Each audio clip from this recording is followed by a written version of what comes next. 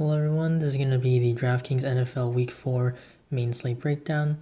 There are 12 games on this slate and I'm going to be giving a lot of GPP as well as cash plays. So starting off at QB, for Mahomes and Lamar, I think they're a little bit overpriced just in terms of cash games, because for cash games I'm trying to go for a cheaper QB. So Mahomes, Lamar obviously has been really good this season, and always with a guy like Mahomes, he has tremendous upside. He's pretty much a lock for like 30 fantasy points. And Detroit is not a bad defense, passing or rushing, but it's Patrick Mahomes. He's the MVP and definitely always worth a shot in GPPs. But for more cash game approach, I think Deshaun Watson is someone that we should at least consider, maybe more in GVPs. But with him, you get a $6,400 QB that can run as well as throw, and we know that he's a really good quarterback in fantasy. He's probably, he probably came in the season as like the number 2 behind Mahomes, and he's been good. Jacksonville, that was a tough game for him against a pretty good defense. And then for Watson, he's going up against the Panthers for this game. The first 3 opponent quarterbacks have been Jared Goff, Jameis Winston, and Kyler Murray. And Watson is definitely a lot better than all 3 of those quarterbacks. And if you pick him, you can definitely pair him with his main weapon, DeAndre Hopkins, in GPP lineups. I think those 2 guys make for an excellent GPP pairing. Next is Jared Goff. He's $100 less, which in my opinion is a little bit overpriced for a guy like him, but we know he has tremendous home and road splits. For Goff, he's a lot better at home. He's a much better player there, just how he is, how he's been. And Tampa Bay's defense, it hasn't been very good against the pass. And so you're getting Jared Goff, who plays better at home, and Tampa Bay's pass defense is not that great. Basically, it goes together. And so I expect Jared Goff to throw maybe 2 or 3 touchdowns at least. But usually you're getting Jared Goff at the high 5Ks like last year. I remember a few times like against the Saints. But here Jared Goff is 6.3K now, so it's a little bit more expensive, so not as great of a cash play. Next is Russell Wilson, 6.1K. I think this guy is going to be one of the popular cash game plays. Cardinals have been playing at one of the fastest paces in the league. They run a lot of plays quickly. And for opposing offenses, it's just great for everyone on that team. So for this matchup, it's going to be the Seahawks who benefit. Wilson has a very good rushing upside. He'll get some goal line rushing touchdowns, and he's known as more of an efficient quarterback. He throws a lot of touchdowns with a pretty low amount of passes compared to other quarterbacks. And Chris Carson has been having a lot of fumble troubles. So Wilson in this spot could get maybe a few more rushing attempts, but overall it's just a very good game environment for the Seahawks. Next is going to be Matthew Stafford, 5.5K. This is another cash game quarterback option. The Lions should be playing catch up versus the Chiefs here, so Stafford's going to be throwing a lot, and the Lions play better overall when they're at home. And the Chiefs D, we like to attack them because of just how they're able to run up the score. Mahomes is just so good.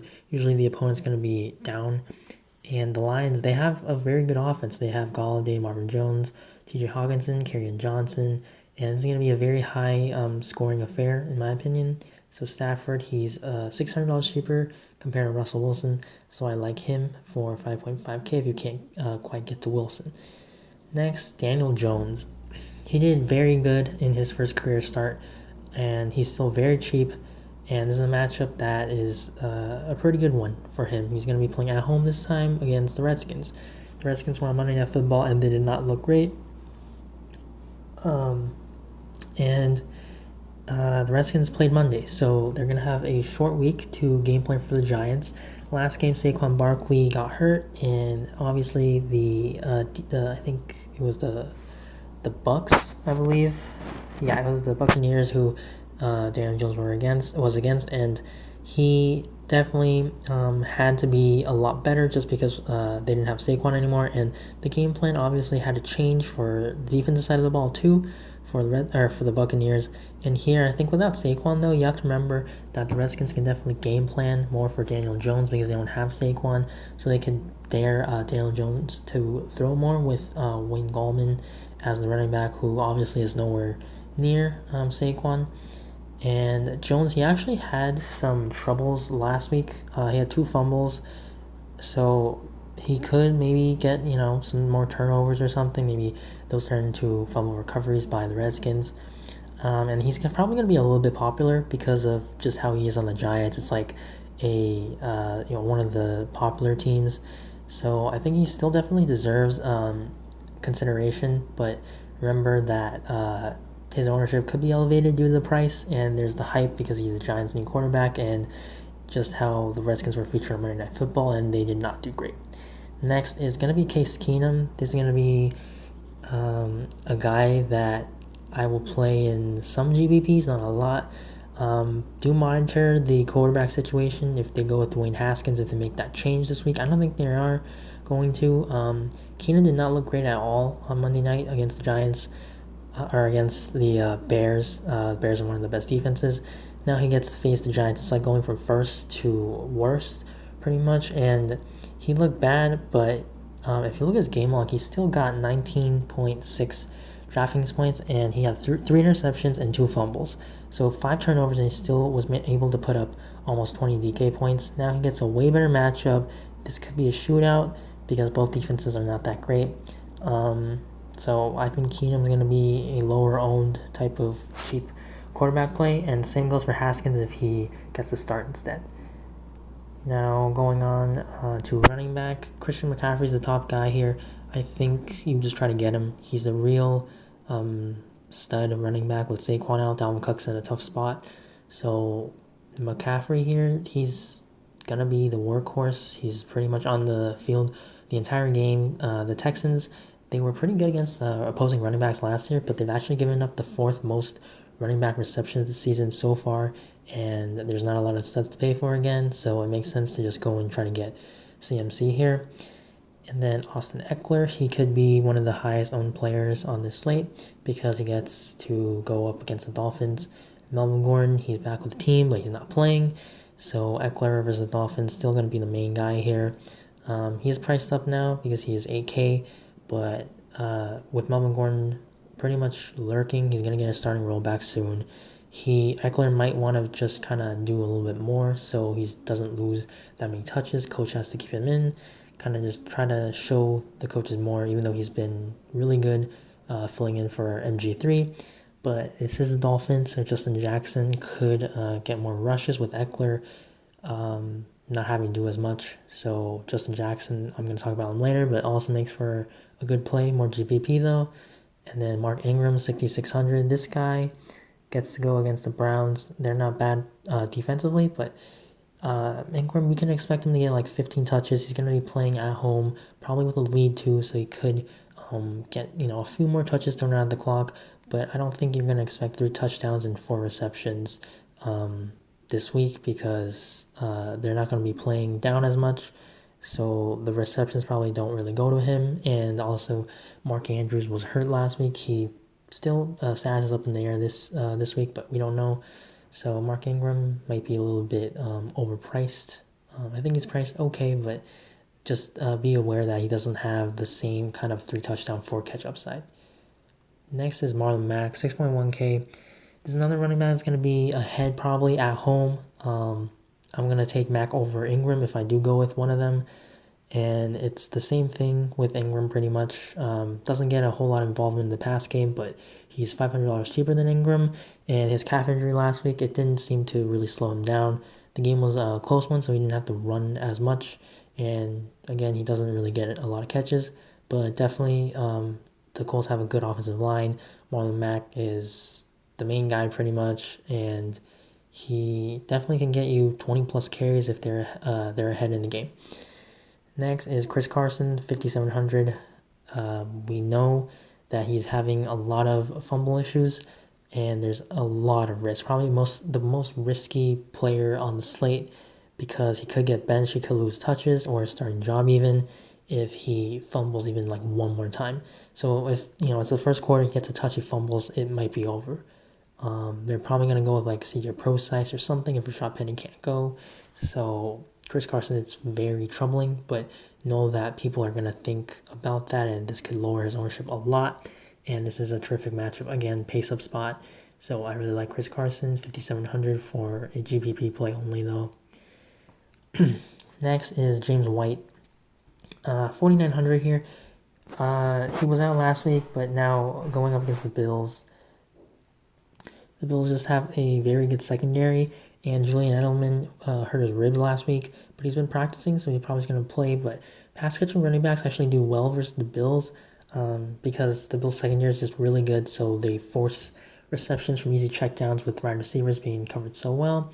And James White last year, he had a 10 catch, 13 target game against the Bills in Week 8. Second game, he only had 2 catches, which for that game, they were just leading, and so they decided to just pound the ball with Sony Michel after they got the lead. And also, he was out last week due to a baby. So if you want to be into narratives, there's a baby narrative for James White, but I just think he's a good play regardless. Next is going to be Justin Jackson. 4,100. He was limited, but he probably is going to play. I think is going to be a low owned play. The attention seems to be on Austin Eckler, so I think Justin Jackson is going to be a lot lower owned here, and he could be used more just because they're going to be ahead. So it could be more like a Tony Pollard situation from last week, and he's 4,100, so all he needs to do pretty much is get a touchdown, and that could be enough. On to wide receivers. Julio Jones always going to be in play for GPPs. Titans have played against the Browns, Colts, and Jaguars, so the matchup against receivers could be a little bit misleading for them. But he's worth a shot with some of the value elsewhere again on this slate. And then same thing with DeAndre Hopkins. He's worth a shot just because he's one of the best receivers like Julio, and he's the one that makes for a good pairing with Deshaun Watson. And also the Panthers, they've been ranked 21st against wideouts, which that's DeAndre Hopkins, and they've been 9th against the slot based on PPR points given up so far. So DeAndre Hopkins makes sense to be the play here. Only in GPPs again. Keenan Allen, he's great. We know that. He's going to get a ton of targets, but the problem is going to be the blowout. And then we have Cooper Kupp, 6,500. He's been the best LA Rams receiver so far. He has the highest touchdown upside of them. He has a very nice matchup, and the Bucs so far, they've been getting hurt by the slot more than out wide, so I think Cooper Kupp's going to be the receiver play here out of Cooks and Woods, but that obviously makes Cooks and Woods lower owned, and GPP plays, they haven't been as great, especially Woods, but that's what makes them some good GPP plays. Woods, we thought of him as a very consistent kind of guy that can get you like 6 catches every game or so, but he hasn't been that dude, but we know he's good enough to do it, so it could happen this game. And then Tyler Lockett, this is going to be a very popular pick. He's been used as a downfield threat last year, but now with Doug Baldwin retired, he's been getting a whole lot of targets. If you look at just his game log, 12 and 14, just an insane number. Week 1, he was surprised that he was getting double teamed, but it seems to be a lot better now. He's used to it maybe, and Tyler Lockett, he's a guy that also gets the benefit from this matchup because they do the Seahawks play the Cardinals. They just play so fast that they make the other team play fast, and there's going to be more plays. Tyler Lockett already getting double-digit targets. He can get a lot of deep balls, a lot of deep shots, big plays, and he also gets touchdowns now. So this is a terrific spot for Tyler Lockett. I think he's actually a bit underpriced here, and he definitely deserves to be a top cash game play. And then Larry Fitzgerald in the same game on the other side, 5,600. He's still a very good play because of all the targets that he gets. Plays in the slot, and he's just gonna get a very good amount of balls thrown his way because of this air raid offense. And then also Christian Kirk, 5,100. The Seahawks are actually pretty good defending the slot. They've been 5th best, again, in PPR points allowed to slot receivers. So Christian Kirk, who actually also plays a little bit of the slot, could be actually the better play because he's going to be not so involved in that slot position, giving it to Fitz. But Kirk, he's now $500 apart, and last week it was only a $100 difference. But this $500, it could mean a little bit more ownership to Christian Kirk. And the recent weeks, the Cardinals have been able to use Christian Kirk in some more creative ways, and that can definitely open up a chance for a big play for him. And then Marvin Jones, 5,400. He's going up against Kansas City. He is going to be kind of like a secondary play, though, to Kenny Golladay, who's 5,900. For Golladay, he's the receiver number one. He's big against KC.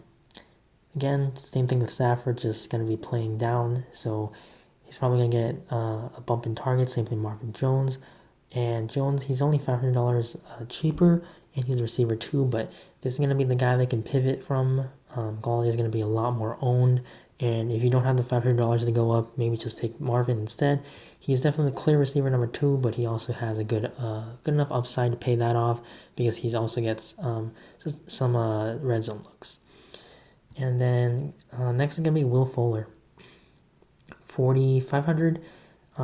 He's a deep threat, we know that, but this is going to be kind of a tough spot just because of the matchup. He might be going up against one of the fastest cornerbacks, so it's not going to really give him like that deep ball threat that we're used to seeing, like Deshaun Jackson, because probably it's not going to be able to burn the opposing cornerback. But Fuller, he's 4,500. He's just too cheap. All you need is pretty much one deep ball and touchdown, and then he's paying off his salary, and he makes for a good pivot in GPPs off of Terry McLaurin, who's going to be probably the chalk play, kind of like Nelson Aguilar from last week. 4,500. Terry McLaurin. He was limited in practice today, but we don't really know what his status is. We're gonna have to wait. This video is on Thursday, so the Friday practice reports haven't been out. But if McLaurin's going to play and without any limits, I think McLaurin's going to be a terrific play. Definitely great spot. He's been getting targets. Everything looks good for him against the Giants secondary. Doesn't matter if it's Haskins or Keenum, because Haskins was actually his college teammate. And then if he's going to be out or limited, that means guys like Paul Richardson and Trey Quinn, they're going to be in good spots as well because targets are going to go their way. With Trey Quinn, he's a slot receiver. Richardson, he's same thing kind of. He's just going to get a bump because of the matchup.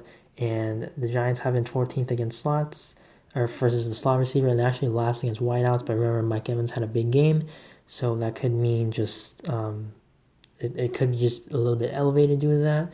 And I think Richardson's going to be the chalk if McLaurin is out. But again, Richardson is the better play out of the two if McLaurin were to miss, because he's just got more upside in my opinion. Trey Quinn's kind of like he's a slot, kind of short intermediate route kind of guy. So there's not a lot of whole upside in yards, big plays.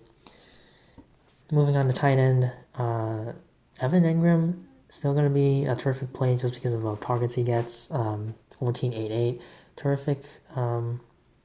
He could take a little bit of a downgrade just because Sterling Shepard being back, but Evan Engram, he's just really athletic. He's a terrific tight end, and even with Shepard back, there's still going to be somebody else, and it's going to be Evan Engram, especially with Saquon out. They're not going to have the same kind of guy to go, dump off the ball in the short route, and Engram, he's a tight end, so he could get a lot of the benefit from that.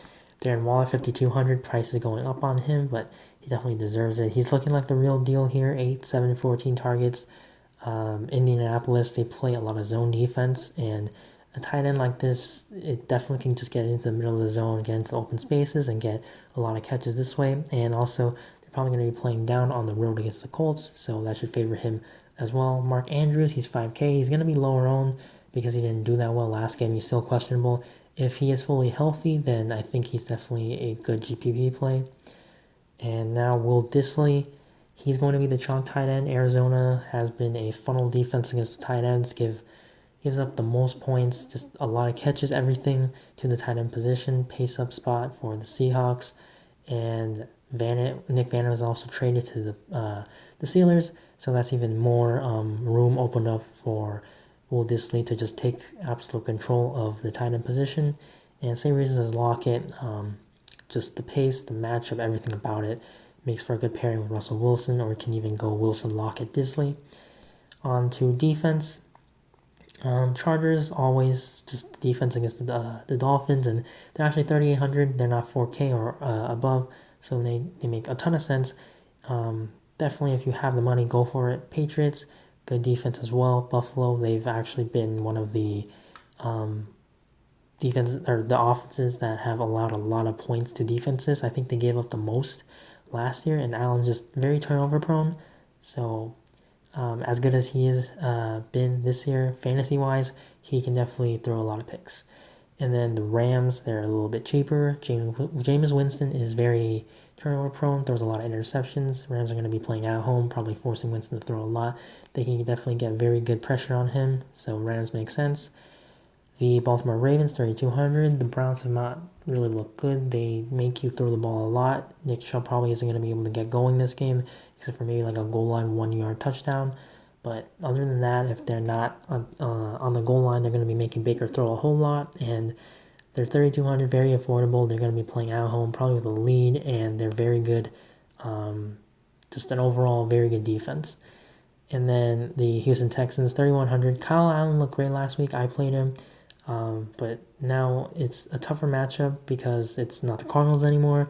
And with a quarterback like Kyle Allen, who hasn't made a lot of NFL starts, he could struggle.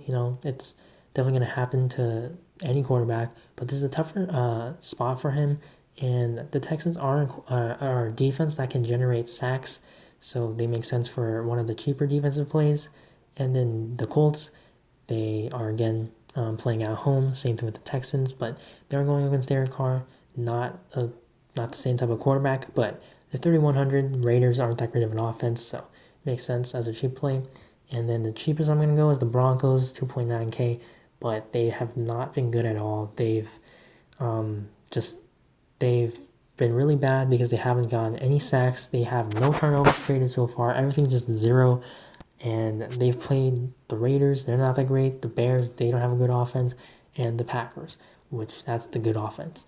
But when you go against Trubisky, you go against Derek Carr, and you don't have any interceptions or any fumble recovery sacks, it's just very troubling.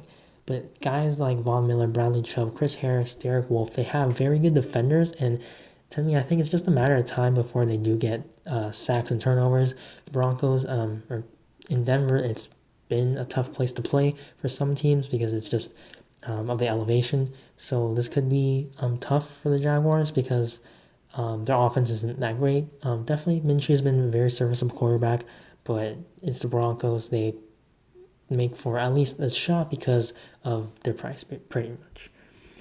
So going over all the plays for a cash game lineup, I'm going to be trying to go up for Russell Wilson as my quarterback play. If you can't, go Matthew Stafford, and then Christian McCaffrey for running back. And for the second running back position, I'm going to go Marlon Mack for now, 6.1K, wide receiver, Tyler Lockett.